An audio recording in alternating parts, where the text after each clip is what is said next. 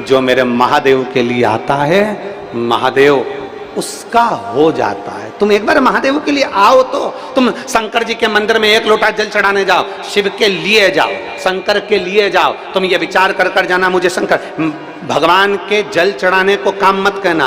तुमसे कोई पूछे कि कहाँ गई थी, अरे मेरे घर में बहुत काम रहता है, देखो मेरे को सुबह मंदिर जाना पड़ता है, जल चढ़ाना पड़ता है, इतना सारा काम पड़ा रहता है, और फिर मेरे को घर का सारा काम करना पड़ता है। अर्थात तुमने घर के काम को, भगवान के जल चढ़ाने को, तुमने भगवान के काम को अर्थात मंदिर में जल चढ़ाने को तुमने काम से जोड़ रखा कि मुझे मंदिर में जाके जल चढ़ाना है, ये भी एक काम है, मुझे भगवान के मंदिर में सफाई करना है, ये भी एक काम है, मुझे मंदिर में जाके श्रृंगार करना है, ये भी एक काम है। याद रखना, अगर भगवान शंकर को जल चढ़ाने को तुम काम समझते हो, भगवान शंकर के मंदिर में जाने को तुम काम समझते हो, तो कभी भी शंकर की कृपा तुम पर नहीं हो सकती। तुम जिस दिन अपना समझ कर जाओगे उस दिन शिव की कृपा हो।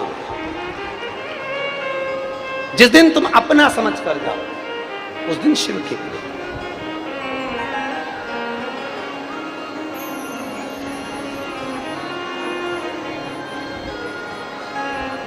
और महाराज, अरे देख लिया संसार हमने, देख लिया सब मतलब के यार हमने, देख लिया, देख लिया संसार हमने, देख लिया सब मतलब के यार हमने, देख लिया झूठे नाते झूठे रिश्ते, झूठे नाते झूठे रिश्ते, अरे झूठा है संसार हमने देख लिया सब मतलब के यार हमने देख लिया, झूठा है संसार हमने देख लिया सब मतलब के यार हमने देख लिया। जिस दिन मंदिर में जल चढ़ाने को काम ना समझोगे, काम मत समझो। कोई पूछ ले तुमसे कि बहुत घर में काम रहता है, देखो पहले मैं सुबह से मंदिर जाती हूँ, मंदिर में जाके लोटा भर के जल चढ़ाती हूँ, सेवा करती हूँ, आराधना करती हूँ, चाकरी करती हूँ, काम ही तो है ना।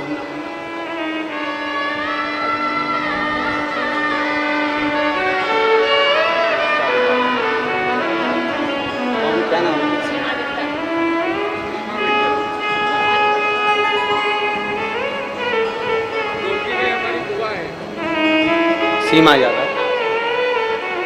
ये सीमा जी यादव और विठल यादव ग्राम पीपरी जिला बड़वानी के रहने वाले हैं। 20 साल के बाद इनके घर में संतान की प्राप्ति हुई। एक बार जोरदार ताली।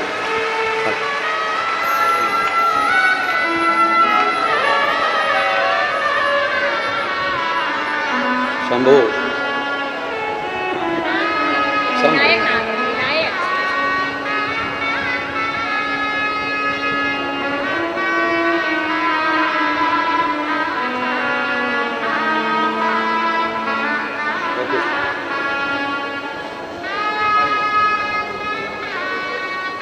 और रिश्ता तेरा मेरा सबसे प्यारा, तू मेरा बाबा मैं हूँ तेरा, मैं हूँ तेरा। एक विश्वास, भगवान की सेवा को, भगवान की चाकरी को, भगवान की पूजन को, भगवान के भजन को, भगवान के सेवा को कभी काम मत मानना। भगवान की सेवा सेवा ही रहने दो। उसके दरवाजे पर जल चढ़ाने जाओ तो ये विचार कर कर जाना कि मुझे मेरे बाबा से मिलने जाना, मुझे देवाधिदेव महादेव से मिलने जाना, मुझे काम करने नहीं जाना है, मुझे बाबा की सेवा करने जाना है।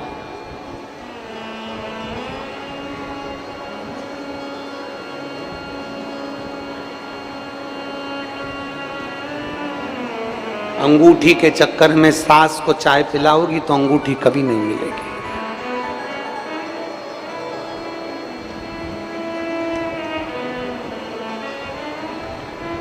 आप जितना अंगूठी के पीछे भागोगे वो अंगूठी तुमको नहीं मिलने वाली। जितना तुम दौलत के पीछे भागोगे वो दौलत तुम्हें नहीं मिलने वाली। इसलिए काम करो, उसको छोड़ो, महादेव रूपी अंगूठी को पाने का प्रयास करो, तो ना जाने कितनी अंगूठियों का ढेर लगा देगा। कितनी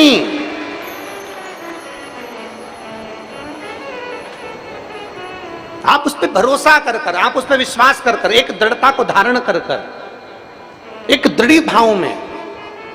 एक कितना सुंदर एक ओमकारेश्वर बाबा का एक चरित्र बड़ा सुंदर है, आपके स्मरण में होगा। एक नर्मदा जी के उस पार, नर्मदा जी से कुछ कोसों की दूरी पर एक सुंदर गांव, जिसका एक सेठ और सेठानी वहां रहा करते थे।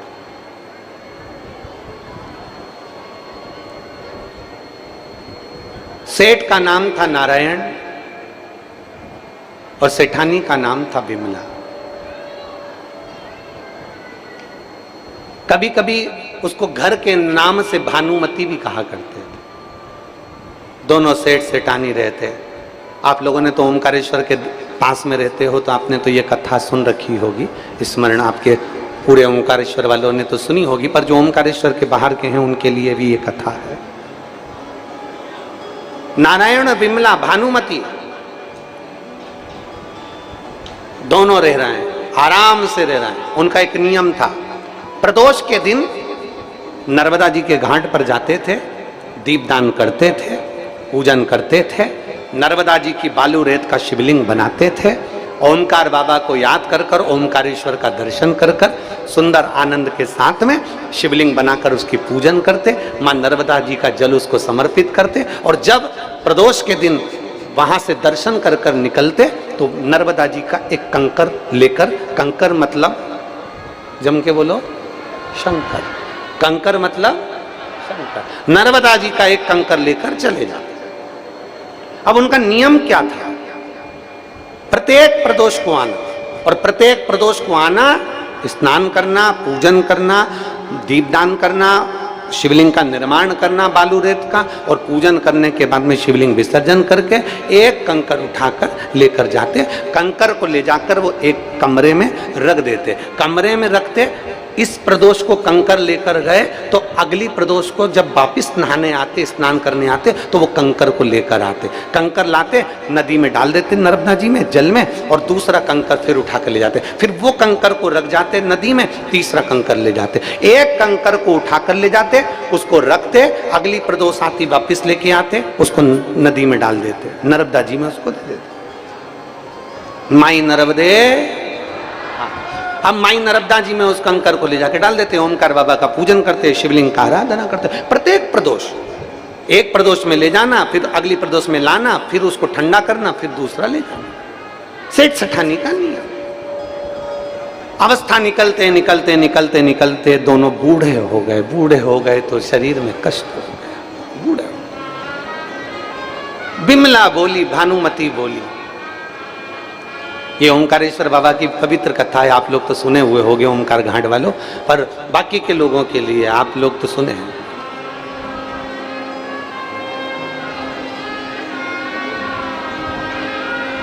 भानुमती अपने पति के साथ में जा रही थी, प्रदोष का व्रत पूजन कर कर, आराधना कर कर घर जाती है, साथ में कंकर भी उसके, और जाते जाते अपने पति से कहती है, सुनो तो अब तो बहुत थक गए अपन, माई नर्मदा बहुत दूर है, कोसों दूर,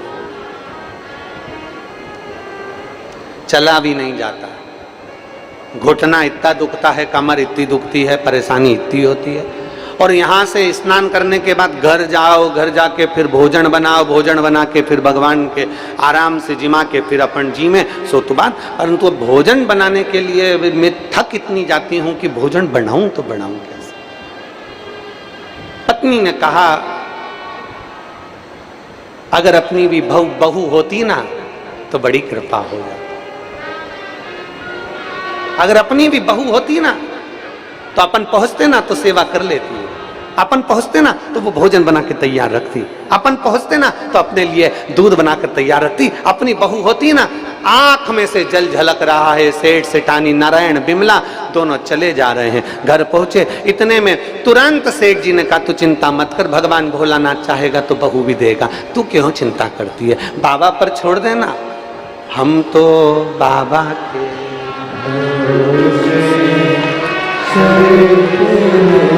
छोड़ दे बाबा के ऊपर। जिसके घर में 20 साल तक औलाद नहीं हुई उसने बाबा के भरोसे छोड़ दिया, तो तुम्हें छोड़ने में क्या दिक्कत है। बिमला ने कह दिया, पति ने, नारायण ने कहा जब होना होगी हो जाएगी, बाबा पे छोड़ दे। अब समय आ गया, समय आया तो 3 दिन के बाद पति ने पत्नी से कहा सुनो,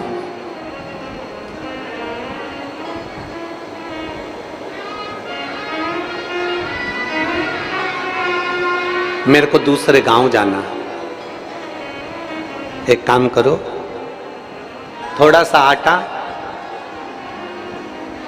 उसमें 2-4 सोने की गिन्नियां, सिक्के उस आटे में मिला दे। क्योंकि पहले के समय में कोई बाहर गांव जाता था तो पैसा ऐसे ही लेकर नहीं जाता था, क्योंकि पैसा ऐसे लेके जा, आज के जमाने में लोग पर्स में लेकर जाते हैं, पर्स चोरी चले जाए।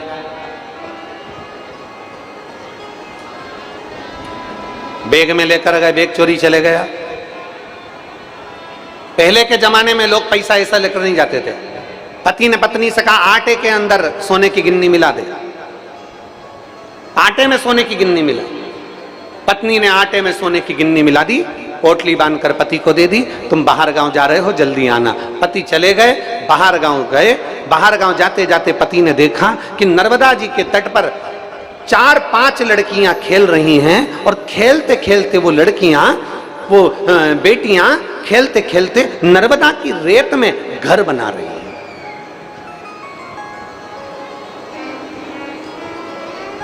आप लोगों ने भी बनाया होगा बचपन में, जब अपने मोहल्ले में रेत की ट्राली डली होगी, जब अपने बचपन में अपने घर के पास में किसी का मकान बन रहा होगा, वहां रेत इकट्ठी हो गई होगी, अपन छोटे छोटे से थे तो उसमें ऐसे मिट्टी को निकाल के, रेत को निकाल के उसमें घोंसला कर लेते थे, उसमें घर बना लेते थे। अरे बोलो तो सही है कि गलत है। अब उसमें घर बना लिया, जितनी लड़कियां थी वो घर बना रही थी, जितनी बेटियां थी वो घर बना रही थी।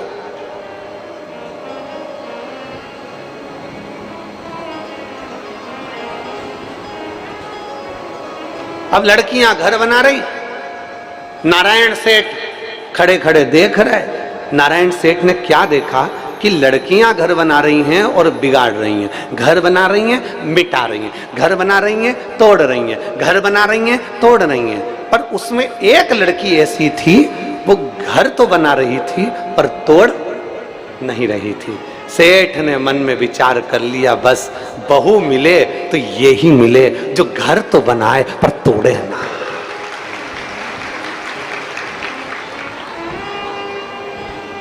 घर तो बनाए, जम के बोलो जरा, पर तोड़े ना। सेठ जी खड़े खड़े देख रहे हैं, बेटियां घर बना रही हैं तोड़ रही हैं, घर बना रही हैं तोड़ रही हैं, पर एक लड़की उसमें ऐसी है जो घर तो बना रही है पर तोड़ नहीं रही है, उसको सजा रही है, पत्थर उठा उठा के उसको सजा रही है पर तोड़ नहीं रही है। सेठ जी ने सोच लिया बहू बने तो बस यही बने। लड़की अपने घर जाने लगी, वो लड़की अपने घर जा रही थी, सेठ उसके पीछे पीछे चला गया।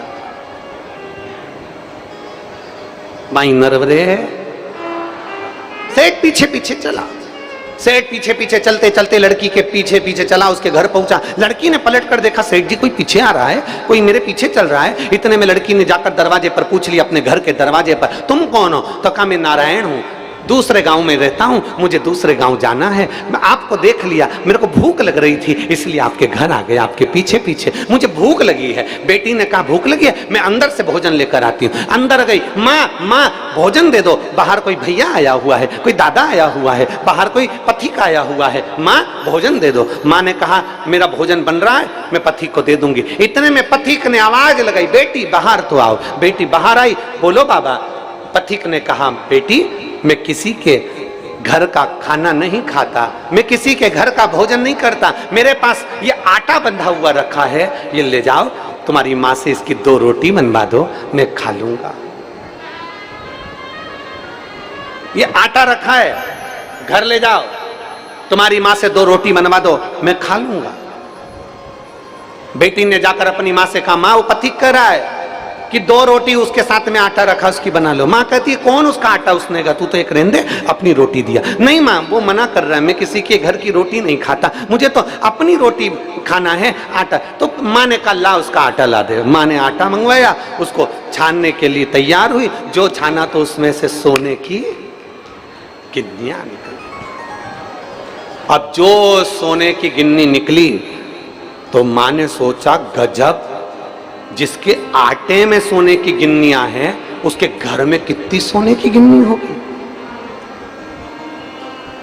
माई नर्मदे,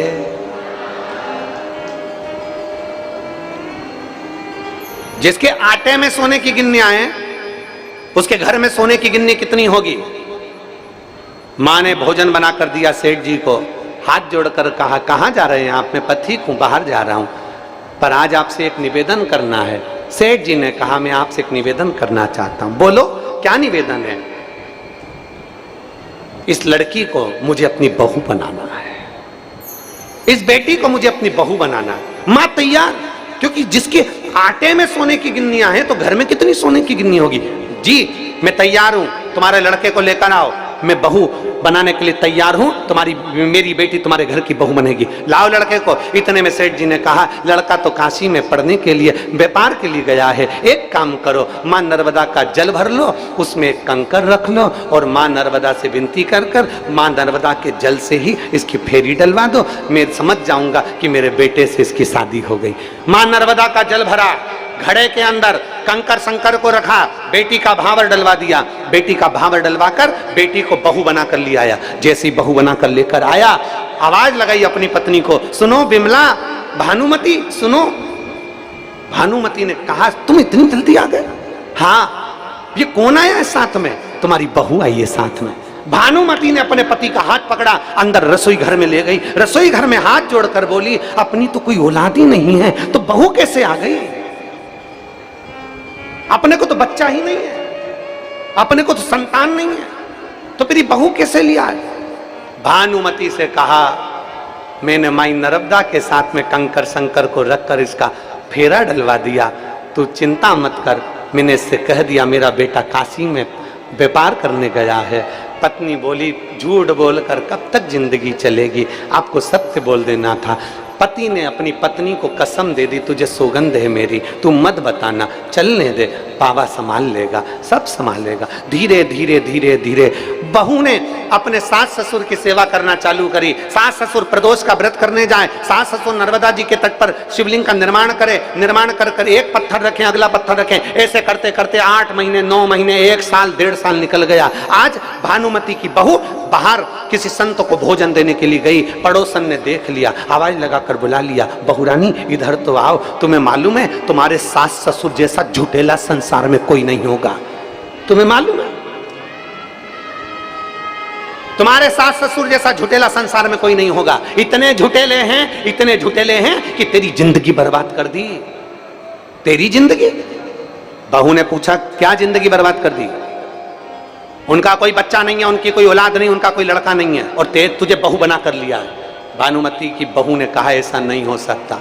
अब तो उसके दिमाग में धीरे धीरे स्लो पॉइजन जाने लगा, उसको लगने लगा कि हो सकता है दिख नहीं रहे, 1 साल हो गया, 1.5 साल हो गया। अब तो बहू ने सास का सेवा करना बंद कर दी, ना चाय बनाए, ना दूध बनाए, ना भोजन बनाए, ना सेवा करे, ना चाकरी करे, कुछ ना करे। अब तो अपमान करे सास ससुर का। इतने में ससुर नारायण ने अपनी पत्नी से कहा, चिंता मत कर, तू बाबा पर सब छोड़ दे, सब अच्छा करेगा, क्यों चिंता करती है। एक दिन पड़ोसन ने बहू को फिर बुलाकर कह दिया, अरे तेरे सेठ के पास में, ससुर के पास में बहुत सारा माल है, चाबी ले ले उससे। बहू ने जिद कर कर चाबी मांग ली, सास चाबी नहीं दे रही थी। नारायण ने अपनी पत्नी से कहा, बिमला चाबी दे इसको।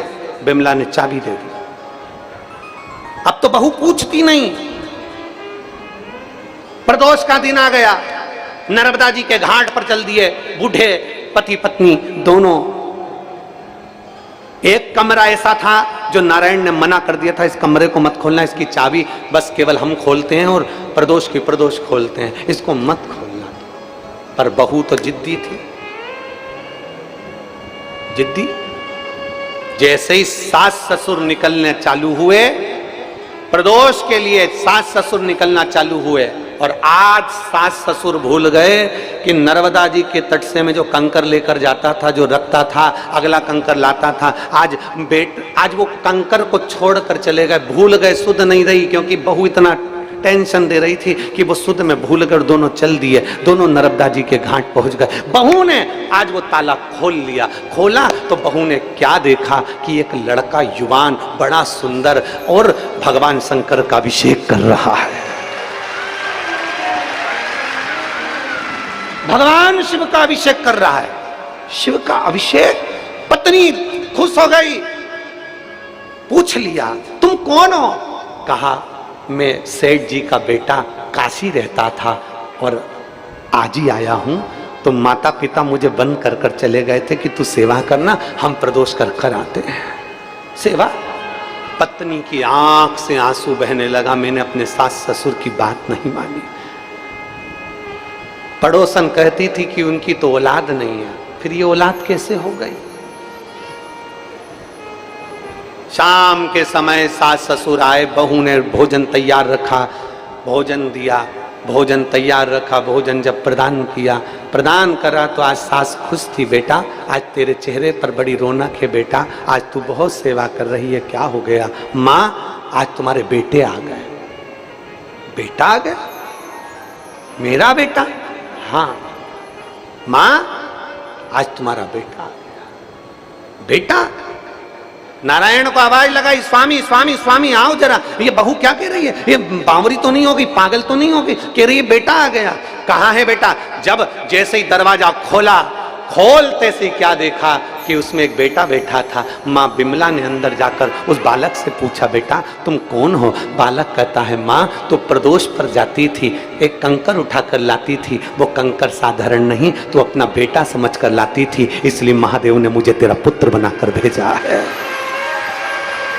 हमसे लोग कहते हैं सियोर के कंकर का क्या महत्व है? तुमने दुनिया भर में कंकर की पूजन करवाना चालू कर दी। क्या मंदिर कम पड़ रहे थे जो कंकर की पूजन कराई? ये बाबा ओमकारेश्वर के तट की भूमि की वो कथा है कि कंकर भी शंकर बनकर प्रकट हो जाता है, वो कंकर कहलाता है। एक कंकर में जिसने शंकर को देखा है, एक कंकर में जो शंकर को नजर कर लेता है, एक कंकर में जो शिव की स्तुति कर लेता है, एक कंकर में जो शंकर को प्रतिबिंब देख लेता है, वो कंकर भी एक दिन बेटा बनकर साथ दे जाता है। तुम कुबेरेश्वर धाम का कंकर लाते हो, तुम कुबेरेश्वर धाम का रुद्राक्ष लाते हो, तुम नर्मदा माई का कंकर शंकर कहलाता है। उसका एक कंकर भी अगर हमारे प्रतिबिंब में, हमारे स्वरूप में, हमारे आनंद में रहता है, वो हमारी जिंदगी की सार्थकता सिद्ध करता है। बेटा आप कहा माँ तू रोज हर प्रदोष पर कंकर लाती थी, आज प्रदोष का कंकर लेकर नहीं गई, वो कंकर ही शंकर ने मुझे प्रेरणा देकर भेजा है। मैं तेरा बेटा हूँ माँ, तू चिंता मत कर, पूरी जिंदगी तेरा निर्वाह करूंगा, क्योंकि तूने प्रदोष का व्रत करा और प्रदोष के दिन शिव जी का अभिषेक करा, मैं तेरा बेटा बनकर निभाऊंगा। भगवान शंकर की कथा कहती है, शिव महापुराण की कथा कहती है, आज बचपन में, आज जवानी में, आज अधेड़ी में तुम शंकर को जल चढ़ा लो। आज तुम्हारे हाथ पैर चल रहे हैं, तुम शंकर के मंदिर चले जाओ। आज तुम्हारे हाथ पैर चल रहे हैं, तुम ओमकारेश्वर की पवित्र भूमि पर कथा सुन लो। आज तुम्हारे हाथ पैर चल रहे हैं, तुम मंदिर में, कथा में, देवालय में, शिवालय में जाओ, जल चढ़ाओ शंकर भगवान को। जिस दिन तुम्हारे हाथ पैर चलना बंद हो जाएंगे, उस दिन तुम्हें मंदिर जाने की जरूरत नहीं पड़ेगी। मेरा महादेव मंदिर छोड़कर तेरे दरवाजे पर आएगा। तुम्हें मंदिर नहीं जाना पड़ेगा, तुम्हें ओमकारेश्वर नहीं जाना पड़ेगा, तुम्हें कहीं पर जाना नहीं पड़ेगा। तुम मां रेवा की सेवा करते हो, मां नर्मदा की सेवा करते हो, एक दिन मां नर्मदा तुम्हारी बेटी बनकर तुम्हारी सेवा करेगी। एक दिन मेरा ओमकार बाबा तुम्हारा बेटा बनकर सेवा करेगा। एक दिन कुबेर भंडारी तुम्हारा बेटा बनकर सेवा करेगा। तुम मंदिर तक जाते रहो, जब तक शरीर में श्वास है, जब तक ये शरीर चल रहा है, तब तक शंकर के मंदिर में जल चढ़ाना बंद मत करना, तो तुम्हारी दुख की घड़ी में मेरा महादेव तुम्हारा पुत्र बनकर तुम्हारे सामने खड़ा मिलेगा। वो कंकर शंकर है। नर्मदा के तट पर ओमकारेश्वर की भूमि पर रहने वाले तो इस कथा को जानते थे, पर जो इस कथा को नहीं जानते थे, ये कथा उनके लिए है, ये कथा उन जनमानस के लिए है।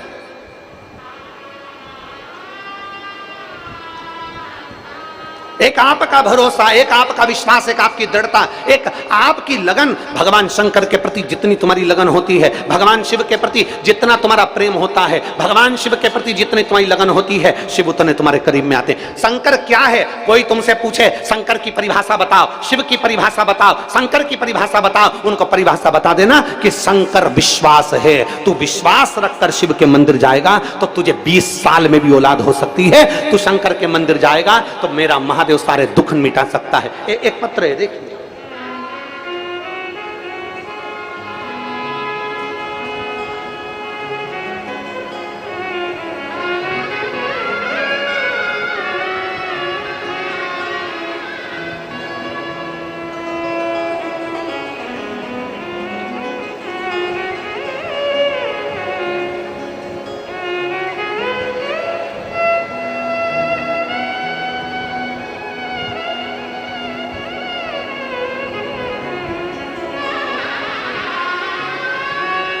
मैं रेखा बघेल, पति हेमराज बघेल, जिला खंडवा, कहीं बैठे हो तो हाथ हिलाइएगा।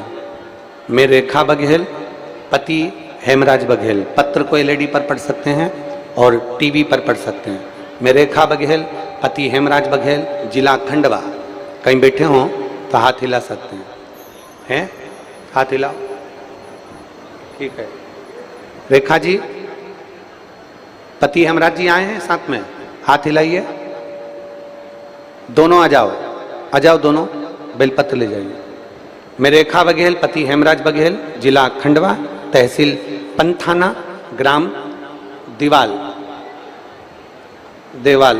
एक लोटा रुद्राक्ष और जल का मैं क्या वर्णन करूं गुरुदेव। मेरे पति की किडनी खराब हो गई थी। डॉक्टर ने ऑपरेशन का मना कर दिया कि ऑपरेशन कराओ, या फिर ऑपरेशन नहीं कराओगे तो इनका बचना मुश्किल है। खंडवा में ऑपरेशन का बोल दिया गया। उनकी तबीयत खराब हो गई, इतनी खराब हो गई कि हम उनको गुजरात लेकर चले गए। गुजरात के अस्पताल में लेकर गए तो वहाँ 2 महीने इलाज चलता रहा, लेकिन फिर भी वापस ऑपरेशन करने की नौबत आ गई, क्योंकि किडनी ने पूरा काम करना बंद कर दिया था।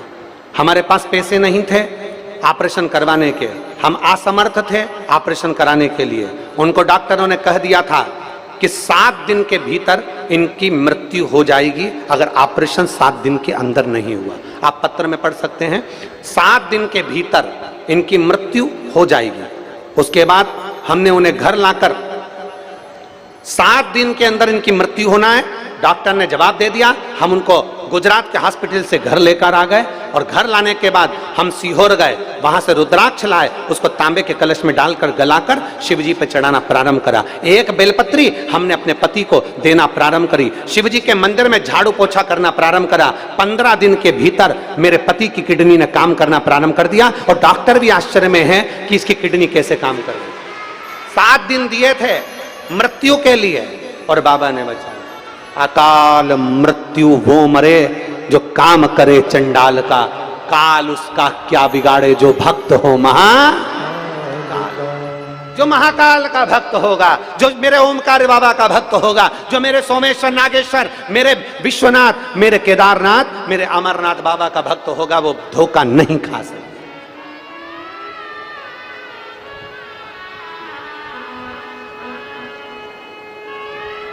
20 साल के बाद जो राजकुमारी विश्वकर्मा, पति मुरलीधर विश्वकर्मा, ये चारखेड़ा, जिला हरदा, तहसील टिमरनी की रहने वाली हैं, जिनके यहाँ 20 साल के बाद औलाद हुई है।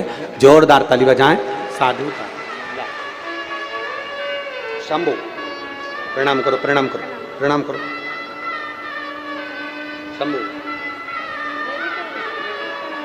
शंभू,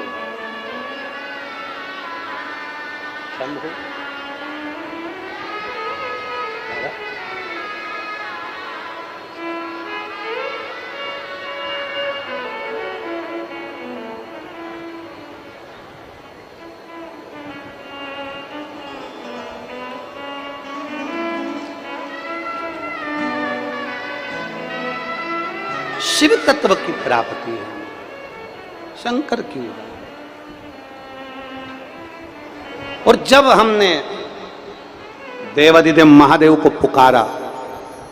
जब हम शिव को पुकारते हैं, जब हम भगवान देवाधिदेव महादेव को पुकारते हैं, जब हम ओघड़ दानी को पुकारते हैं, जब हम भगवान शंकर को पुकारते हैं, उसमें आपका विश्वास दृढ़ होना चाहिए। कोई आपसे पूछे कि शंकर की परिभाषा क्या है, कोई आपसे पूछे शिव की परिभाषा क्या है, कोई आपसे पूछे कि शंकर की परिभाषा क्या है, तो कह देना शंकर की परिभाषा केवल एक है जो तुलसीदास जी ने रामचरितमानस में लिख दिया, शंकर विश्वास रूपिणो। शिव की एक परिभाषा है, शंकर भगवान विश्वास हैं, और जिसने विश्वास के साथ कंकर की भी पूजन कर ली तो वो बेटा बनकर निभा देता है। वो विश्वास शिव हैं, वो भरोसा शिव हैं। उस विश्वास पर हमें जीना है कि हम देवाधिदेव महादेव की कथा में जाएंगे, हम पंडाल में बैठकर कथा सुनेंगे, हम शंकर की स्तुति करेंगे, हम शंकर का गुणगान करेंगे, तो ये पक्का है कि एक ना एक दिन शंकर मेरी भी झोली अवश्य खुशियों से भरेंगे। ये निश्चित है। आपके नजदीक में जब कथा हो, बड़े प्रेम से जाओ,